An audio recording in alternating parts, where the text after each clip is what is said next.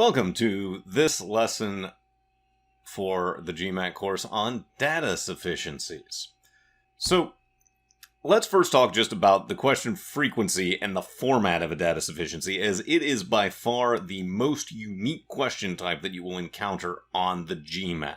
So, there are going to be approximately 50% of the 31 quantitative questions that you'll encounter on the quantitative section of the exam. There are always going to be 5 constant options correlating to which of the two conditions is or are sufficient to provide a definitive answer to the question that is posed. And the question that is posed is going to be either asking, can you determine a specific value based on the information in the condition or the conditions, or can you determine the answer as always being yes or always being no? Now, the strategic implications of data sufficiencies are as follows. So, first, there's going to be no difference between a problem solving and a data sufficiency in terms of your average question time. It's going to be about 2 minutes. There are 31 questions in 62 minutes, but you can make the data sufficiencies go more efficiently by memorizing the constant choice definition so that you don't refer back to what the options mean every time you encounter a data sufficiency. So, as I mentioned, there's going to be that approximately 2 minutes per question average, and it's going to be a maximum of 3 minutes for any question. You're going to want to approach these questions consistently to facilitate effective and efficient elimination. So what that means is don't go out of order with the conditions. Always go from condition 1 to condition 2 and then potentially both if necessary. Because if you go out of order, you're going to mess with how you are going to engage with your constant choices. And you're going to have to engage with both conditions regardless. So it doesn't make sense to, quote-unquote, go with the easier one first. You're going to have to engage both, so we'll just go in a consistent order. And you want to articulate the information from your data sufficiency as mathematically as possible to streamline the evaluation. And what that means, by and large, is we're going to engage in algebraic expression of the information. So let's take a look at a couple of examples. So this is going to be what is known as a value data sufficiency because it's just asking you, what is the value of X? Now, the information is going to be sufficient provided we can determine one specific value for X. And to start, the question states, if X is an integer greater than 7, what is the value of X? So we're just trying to determine the value. So then we look at condition 1 first. So this says that X is less than 9, and this is actually going to be sufficient, because if X has already been deemed greater than 7, then we know the first possible value for X would be 8, since it's an integer. And if X is less than 9, the only possible value for X would be 8. And so we know that condition 1 is sufficient. But if we had a condition such as number 2 here, where X is greater than 10, that simply eliminates 8 and 9 as possible values for X. It does not tell us one specific value that X must be, and therefore it by itself would not be a sufficient condition. So then we'll look at a slightly variant data sufficiency called the yes-no data sufficiency. So we've got a similar circumstance. We're told again that X is an integer greater than 7, but this time we're being asked, is X greater than Y? So the answer we have to determine from the conditions is going to be, is X always greater than Y? Or is X always not greater than Y? Because both an always yes and an always no is going to be sufficient. So condition 1 in this instance, we have Y is less than 5. Well, if Y is less than 5 and X is greater than 7, we know that X has to be greater than Y. And this would be sufficient because the answer to the question, is X greater than Y, is always yes. But if we look at condition 2 and we find out that X is equal to 10, then that is not going to be sufficient. Because while we've got a value for X, that is not what the question was seeking the answer to. the question was asking, is x greater than y? And if x is 10, and we don't know what y is, and we always have to consider the conditions independently first, we can't bring in condition 1 as we evaluate condition 2, that means that condition 2 is not sufficient, because just knowing that x is 10 does not tell me what y is, nor does it tell us whether x is 10 is greater than or less than y. So therefore, that is not a sufficient condition. So, for the choices, you can always remember the acronym 1, 2, 10. So 1, 2, TEN. And here's what they correlate to. It's the sufficiency of the statements 1 and 2. So A, choice A that is, correlates to the 1 and means 1 alone is sufficient, but condition 2 alone is not sufficient. B is going to correlate to the 2, and that means that condition 2 alone is sufficient, but condition 1 alone is not sufficient. Choice C correlates to the T in the acronym. We have together the conditions are sufficient, but neither alone is sufficient. D is going to correlate to the E in the 1, 2, 10, and that means that each condition 1 and condition 2 alone are sufficient independently. And the N correlates to choice E, which means that neither alone nor together are the statements sufficient. So you have to consider this 1, 2, 10, and if you remember 1, 2, 10, you'll never forget what the answer choices mean, and that in and of itself will make you more efficient as you work through data sufficiencies. So now let's consider the actual process. So step 1 is going to be to carefully read and evaluate the given conditions as mathematically as possible by asking 3 questions of every data sufficiency root statements. First, you want to ask, what do I know? You're just going to write the letter K with a little colon, and this is where you articulate specifically what you know from the root conditions. Step 2 is going to be to ask, what am I looking for? So you'll put a box around the question. Oftentimes they'll just start telling you things, and then at the very end they'll ask you what was the number of marbles that Brandy had, and you'll just put a box around what you already wrote down for Brandy's marbles or something of that nature. And you'll also want to note with a little y/n if it's a yes-no format. The default is that it's a value data sufficiency, and you have to just remind yourself of that slight variation of yes-no because it does have some implications. And then lastly, you're going to ask yourself, what do I need to find what I am looking for? And you're just going to articulate that information with a little n and a colon. Then step 2 is going to be to carefully read and evaluate statement 1 alone as mathematically as possible. So if statement 1 by itself is sufficient, you know that your only 2 possible choices are going to be A or D, ever. But if statement 1 by itself is not sufficient, then your options are going to remain B, C, or E, and you know that neither A nor D is possible because 1 alone is not sufficient. Then, step 3 is going to be to carefully read and evaluate statement 2 independently of statement 1 as mathematically as possible. If statements 1 and 2 are each sufficient, you will automatically select choice D, you are done. If statement 1 is sufficient but statement 2 is not sufficient, you will automatically select choice A, and you are done. If statement 2 is sufficient, but statement 1 is not sufficient, you will automatically select choice B, and you are done. And this is very important because if either choice is sufficient, you will stop right here. It is always possible to walk into a trap C answer of together the statements are sufficient if you keep going, because if statement 1 is sufficient, then obviously they'll work together because you're not removing statement 1. If statement 2 alone is sufficient, then obviously together they'll be sufficient. So you have to make sure that you stop if either is sufficient at step 3. But if neither 1 nor 2 alone is sufficient, then your options are going to remain choice C or choice E. And step 4, if necessary, because neither independent condition was sufficient, you're going to read and evaluate the statements together as mathematically as possible, and if they are sufficient together, you will select choice C, but if they are not sufficient when combined, you will select choice E.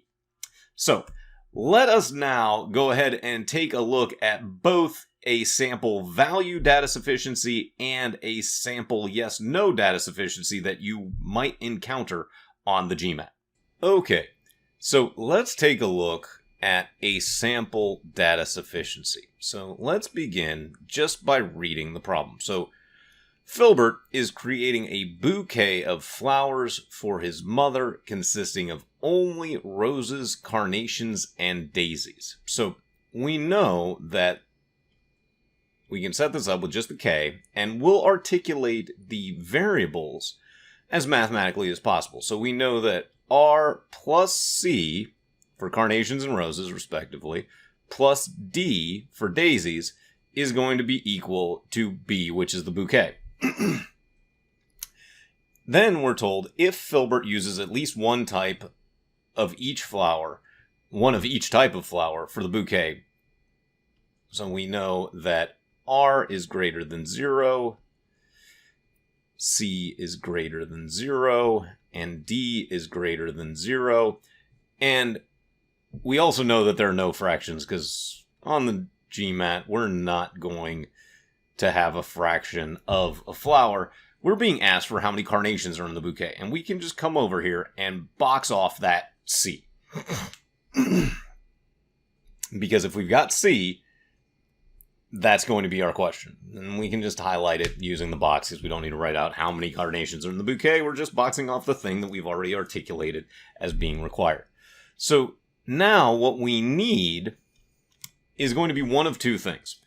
We either need to know what R plus D and B are, meaning the total in the bouquet. So R plus D and B. Or we need what is called our default word problem data sufficiency need, which is predicated on the simple concepts of the algebra. So theoretically, if we have one variable we're trying to solve for, we would need one equation. If we are seeking two variables, we need two equations. So we need to have an equal number of equations as variables. So in this case, we right now have 4 variables and one equation. So we need 3 new equations with no new variables. So now we go to our conditions and we articulate that as mathematically as possible. So Filbert uses a total of 24 flowers for the bouquet. So that means that R plus C plus D is equal to 24. But right now, do we know which is which? No. We've got no idea what C is. We don't know what D is. Don't know what R is because we got one equation for 3 variables. So that by itself is not sufficient. And we've got B, C, or E. Now, condition 2 says that 3 of every 8 flowers in the bouquet are daisies. So that means that D over B is equal to 3 over 8. And so now we've got another equation, but no actual way to solve for either D or B. We just know if we cross multiply that 8D is equal to 3B. So by itself, that's not sufficient, so we can eliminate B as well. Now we have to consider the 2 conditions combined. So 3 of every 8 flowers in the bouquet are daisies. So that means that we need to have a total that is equal to 24, because that's our total. So we know that the B now is equal to 24. And if we know that B is equal to 24, well, now we know that D has to be equal to 9, right? So our daisies is going to be 9. But do we have any way to figure out exactly how many carnations there are, just knowing that R plus C is now going to be equal to 15? Still no, right? So we can't tell which is which, whether the roses are more, whether the carnations are more. So even combined, the conditions aren't going to tell us what the exact number of carnations is in the bouquet, although we can figure out the daisies. So we can eliminate choice C, and we would select choice E. So let's now take a look at another data sufficiency. This one a bit more technical in its mathematic nature. Now we're still going to begin by just writing out what we know, and we're told that x and y are positive integers, so that means x is greater than 0, y is greater than 0, and there are no fractions. And we're also told that x plus 5 is equal to y.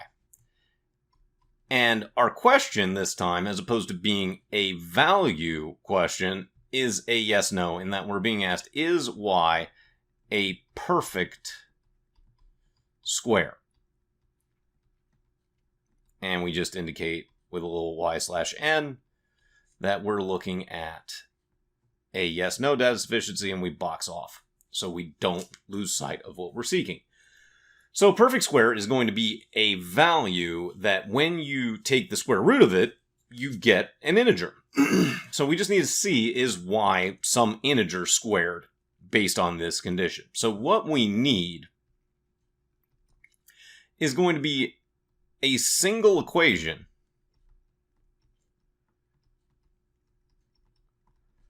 for x or y. Because if I can figure out what x or y is, I'll figure out what the other is.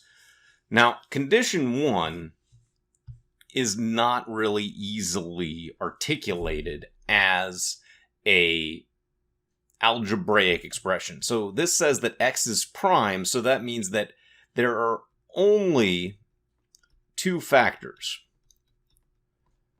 of x. And those factors are, of course, 1 in itself.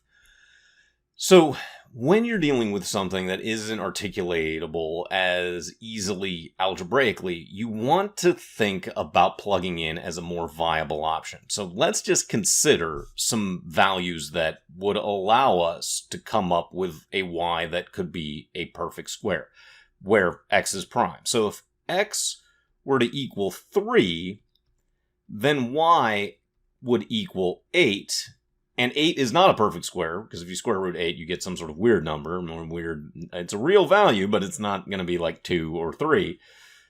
And our answer is no. Y is not a perfect square. But we can't assume that it's always that way. So we want to think kind of backwards from y. So if y were to equal an odd value, that would allow an x that could be prime. Well, actually, if y were to equal a odd value, then x would have to be even, and so that would mean that x could be 2, because 2 plus 5, but 7 is not going to be a perfect square, so we don't want to consider that. But we know that basically for y to be a perfect square and x to be prime, that we have to have an odd plus an odd, because the x value has to be prime and is going to be an odd, since we're just going to go up from there.